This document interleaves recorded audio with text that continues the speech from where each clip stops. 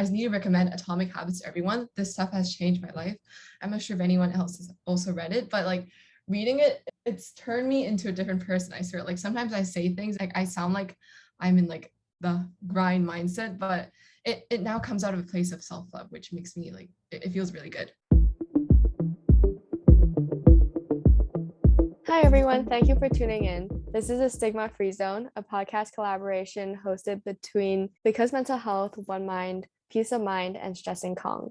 Last episode, we talked about trauma. Today, we'll be talking about procrastination. Stress within online learning is definitely one of the main things that we share in common now during the pandemic, and we hope to share some personal experiences and personal takeaways. So normally I procrastinate a lot anyways, but especially with online learning, I feel like it had gotten a lot worse because there wasn't that much space to distance like my life and my school life and stuff like that. And I feel like I put a lot of stress on myself because of it. But yeah, for some time I didn't really do anything about it, and I didn't really find a solution to it. But I feel like now I have some kind of tactics to tell myself to do work. But especially with Hong Kong being kind of a relatively competitive place, it's hard not to be stressed or compare yourself to people. So sometimes I do let that get to me. And I know a lot of people do well under pressure, but I personally feel like sometimes I crack under pressure. So I do kind of have some tactics on handling that too, and just kind of think about it in a different perspective. But yeah. Yeah, I completely agree with kind of your point about like work-life balance. I think with Zoom and online learning, because we're all in like the same environment all the time, there's kind of this like lack of distinction. Like because we're, doing school like on our desks, and then after school we're still at our desks. I think it's really hard to kind of differentiate between like when am I supposed to relax and when am I supposed to like, do work. And I think with your point about Hong Kong, I think that's really true as well, because I think the Hong Kong community in general is just very like success driven, very success like orientated. And with like, I know like a lot of our schools are really competitive as well. So I think it is hard to juggle all of that stuff. And then for me, I think like I constantly feel like I'm supposed to be doing work. Like if I'm not kind of doing homework or doing some other sort of like academic or like extracurricular work, I feel like I'm not being productive, and that's like not a good use of my time. I feel like there's this like pressure to really like condense all your time and use it as like kind of like optimize yourself and be at like your best self at all times, even though that's really kind of not possible. So I think, yeah, it's kind of knowing where to set your limits and like where to set your targets so that they're not like too unattainable, because ambitious is like good, but only to a certain extent. Yeah, Athena, what do you think? Yeah, the part about the work-life balance, that's really true. Because in the middle of online lessons, that sometimes I feel like the workload has increased a lot, which I don't think is true. It's like, or lots of our homework are put in Google Classroom, and I don't always remember to. And even if I do, whenever I see the deadline, so it's 2 weeks away, I can put it for later. And then when I suddenly click it, it's like 2 days before the deadline, and then I have to rush it. And I find that like that's a huge problem, and it leads to me rushing my work and a decreased quality in it. So Sydney, what do you think? Well, I'm just going to start a kind of new topic here, which is the guilt that comes with procrastination, which is like counterintuitively the thing that often keeps us in our cycles of procrastination, because often we procrastinate not out of any malicious intent, but rather because the thing that's looming ahead seems so scary. And the more we procrastinate, the more like we start associating ourselves with procrastinators, and like your entire mind just becomes fogged up with all this self-doubt, and you, in a way, you feel like I feel like I don't deserve to finish that thing anymore. Like I want to stay in my cycle of self-pity, and like I want people to attend my pity party. And it's just like it's just a terrible cycle. So it's worth recognizing that if you find yourself procrastinating and you also find like a huge side dish of guilt coming with it, I think easier said than done, but the best thing to do is really let go of everything. And like by everything, I mean the guilt as well. So like I really do agree with Sydney. I am like a natural born procrastinator. Like every day the only thing I do is procrastinate. So like I wake up at like, for example, 9 in the morning. I have like a list of things I need to do, and then I end up completing everything at like midnight, and that's like just crazy. Um, I do understand like the guilt that comes with procrastination. So like I'm watching YouTube, and then I suddenly think, oh my God, I haven't done anything. So like, should I start doing something? But then I couldn't bring myself up to like do something, like actually work on the work I am assigned to do. And that's what I think of procrastination is on personal experiences, I tend to pile on the stress and I commit to a lot of responsibilities. So that leads to like a lot of things that need to be completed daily. And since I procrastinate, I do my stuff at like midnight, and that's why I started losing sleep. And then I just got sick of everything. I needed a break, and which is why I developed a routine called like a reboot routine every week. So like every week for like 1 day or like 2 days during the weekends, depending on my workload or like what I was doing that week, I would have like a day that is dedicated to my mental health. So like on that day, I would not attend any meetings. I would not go to like any work functions, but then I'll like spend the day to do whatever I need to make myself feel better.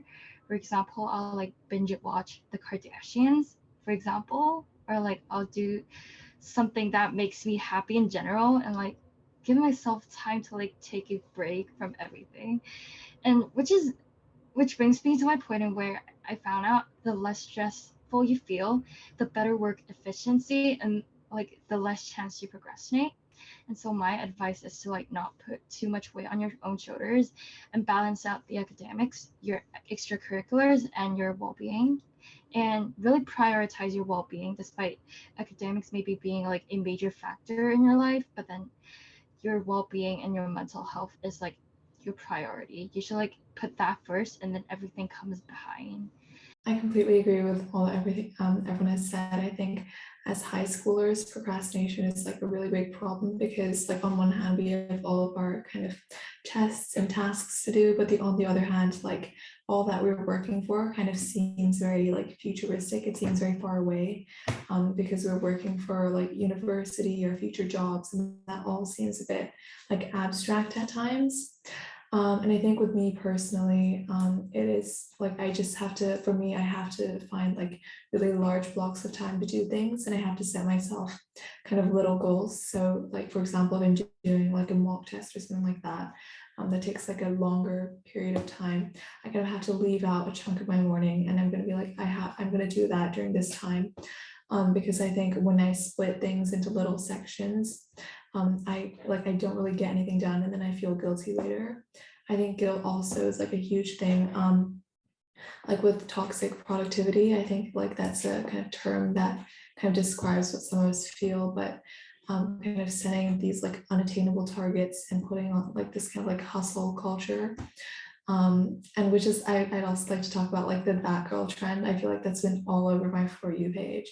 But kind of presenting this certain like side of yourself that's like always like hyper motivated, like living like the healthy best lifestyle, and just like kind of that idea that we're supposed to be like productive all the time, and have like a good mindset all the time, I think is a bit unrealistic. And I think we all should, like Charlotte does, kind of set aside time for like rest and sleep and prioritizing and like self-care. Yeah, I completely get it. Like my For You page is also full of that girl trend, but I'm really lucky that I spend a lot of time on like mental health resources and like organizations that really care about mental health. So on my Google searches and my Instagram ads and YouTube recommendations, it's all about how like that girl trend is actually really unattainable and really unsustainable. And I completely agree with everyone and everyone that has just said that like hustle culture and just being productive is like super toxic. I personally have always argued that this our society, it's really capitalistic and it's really kind of goal driven, and that's not really good for people's mental health. And yeah, I completely just agree that toxic productivity is like extremely harmful. And I know many people who have buckled under the pressure and they fail their exams. The worst case scenario though is they end up losing their lives, or just literally or figuratively, and that is something that we really do want to prevent. So please do not burn yourself out. In my case, last year I was all online school, so I was basically procrastinating the whole time. And as our previous speakers have said, that's a lot of guilt. But through that, I've also learned, because of my psychological research and all that, that being a procrastinator is something that everyone does, and you're not being lazy. It's as we said earlier, it's about the anxiety. It's about the anxiety of doing a task. You don't want to do the task because you're scared of failing. You're scared of not doing up to the standard you expect. And that's really hard for someone to get over. It's really hard for you to get over the fact that you might not be perfect. And that's something that I definitely had to learn. But since I procrastinated so much last year, it kind of was like a reboot time for me. So this year I've been actually pretty productive, and I also attribute it to ways that I learned how to revise, because right now I don't really spend most of my time revising, but I still get pretty good grades. And it's because I use a lot of flashcards and I do past papers. And I found that that works for me. So I feel like most people should find out what study revision techniques works for them. And that will make studying much less daunting, much less anxiety inducing, and thus you'll procrastinate less. But all in all, if you're procrastinating, you really don't have to stress about it. Everyone does it. And as long as you let yourself have a break right now, and as long as you take that break and you actually take it and you don't do any work, you'll be able to get back on the train once again, and you'll be able to be motivated. Chloe, do you want to continue this? Yeah, okay. So for me, it was kind of hard realizing that I was a procrastinator, because I'm a type of person, like personally, I love working, like I like doing work, I like being productive, I like learning new things and stuff like that. Like I just love working. But there was just this time, especially when we switched to online learning, where I would just procrastinate and I wouldn't know why. Like I wouldn't know why I wouldn't want to work or anything like that. But I found that it was because I was kind of scared of not doing well enough. So it was like I had these weights on my shoulders, and like this voice telling me like, oh yeah, you have to do this well, you have to do it this way, or you have to, do this. But it made me really anxious to actually do the work, and it made me really stressed because I would leave stuff to the last minute, and that really affected the quality of my work. The quality definitely went down. Even if I would like spend more time on this thing, it wouldn't mean that it would be better, because I just wouldn't be in the right mindset to do those things. And I had a really hard time with it. But then a few months ago, in the last few months of online learning, I kind of sat myself down and I was like, okay, you have to find a solution to this, because you can't let this kind of take over your whole mental health and your whole kind of life for the next few months in this whole pandemic, because you don't know when it's going to be over. So I had a really big think about it, and I've kind of had these tactics of how I would kind of deal with it. So one thing I do is I look at myself in the mirror and I point at myself and I'm like, this is what's going to happen if you procrastinate. So don't do it. These are the reasons, and this is the benefits if you just do it now. And if that doesn't work, I hop in the shower and then I get out, and then that really helps me kind of refresh my mindset. And then by that time, I'll be ready to do work. So that has been really helpful to me. I'll pass it on to Haley. I personally love your coping mechanisms. I actually also talk to myself in the mirror sometimes when, especially during quarantine, when I had absolutely no one to talk to. And yeah, I feel like, so personally, the last time I went to school was in December, and from December all the way till now, I actually well, all the way till like this week, I haven't been to school. I missed some schools due to personal reasons, and then it was online schools back and forth. So yeah, so it was my first time back for 5 months in 5 months, and it was a very big change that I had to go through myself again. The worst part of it was remembering how hectic my schedule was as a student athlete, and I struggle right now to reschedule everything because there's just not enough time in a day and not enough days in a week. And it's very tough for me right now to kind of um, figure out what days are the days when I can actually take a rest, because right now I don't have any and I'm trying to find it. Um, I think what Charlotte said a while ago about finding that day or that period of time where you actually let yourself have the rest is very important. I used to have that before this whole fiasco of skipping school, and I had Friday nights to myself, always in my own room doing my own things. And now that I'm back and I have a lot more commitments to follow through, it's a lot harder for me to find that. And I think the main thing that has been driving me forward is being committed to the things that I actually like doing. Um, Throughout the past few months, I did quit a few commitments, especially when it comes to student organizations themselves, because I'm taking on a lot, and I realized that when I came back to Hong Kong. And so I'm I think taking control of your own schedule and knowing what works for you and doesn't is really and what works for you or don't is very important, because um there's going to be signs that's going to tell you that you have way too much on your plate and you shouldn't be doing this. Like for me personally, I never skip deadlines. I never want to miss deadlines, and I always hand in everything on time and I do things well.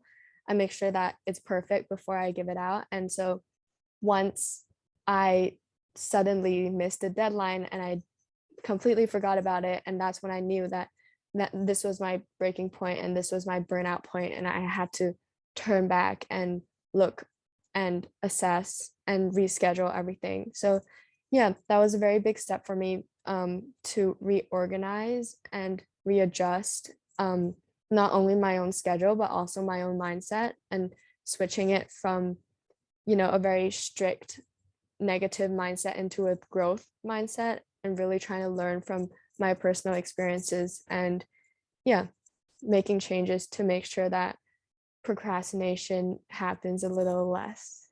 All the best, Haley. And like my way of coping with procrastination, it was like I found it on accident.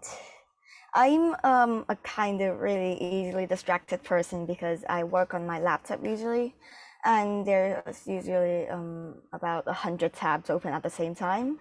And when I work on my homework or projects, I always find myself clicking off on another thing. But something like what you and Charlotte said about finding a good time for you to relax, it's kind of the opposite for me. I find a set period of time for me to focus entirely on work, and like I found this actually through like trial and error during the pandemic.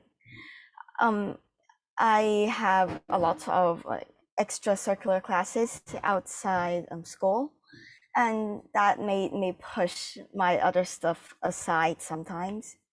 And then like slowly day by day, I found myself gravitating towards the 7 to 9 p.m. part, or 7 to 10 p.m. part, or if it's a holiday, then like about 7 to 10 or 11. That's like my zone. And I find myself working best in those hours, while in the afternoon I usually find myself procrastinating whenever I try to open a document and edit it. Oh, okay. That was actually that was like food for thought, because I think Athena did touch on like figuring her own schedule, if I understood correctly, like figuring out what times work best for her. And like it wasn't a decision, it was more just like a process of trial and error. And I think that's so important when you're doing work, because I don't know, for me, for the longest time, like I separated work from myself a lot. Like I was like, I followed like the typical study tips, and like I thought like if it worked for other people, it would work for me for sure. But I didn't realize that this sounds kind of silly, but like I was the one studying. Like it's not like a sample population, it's literally me. And like I should be the one who knows myself the most.